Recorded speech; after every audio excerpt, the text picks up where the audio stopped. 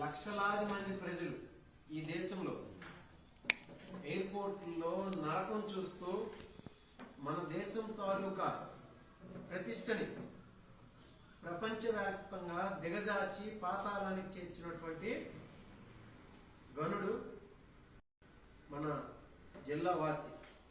అదే ఆయన కేంద్ర మంత్రి రామ్మోహన్ నాయుడు గారు. ఎందుకు ఎంత చెప్పాల్సి వచ్చింది అంటే, మన జిల్లా వాసి, ఉత్తరాంధ్ర వాసి, ఒక చదువుకున్న వ్యక్తి, తక్కువ వయసు ఉన్నటువంటి వ్యక్తి కేంద్ర మంత్రి అయ్యారు అని అంటే అందరూ సంతోషించాం. కేంద్ర సివిల్ ఏవియేషన్ మినిస్టర్ అయ్యారు, ఈ జిల్లాకి పేరు ప్రతిష్టలు తీసుకొస్తారని చెప్పి ఆలోచించి అందరు జిల్లా యావత్ కూడా సంతోషం ఆ రోజు వ్యక్తం చేసింది.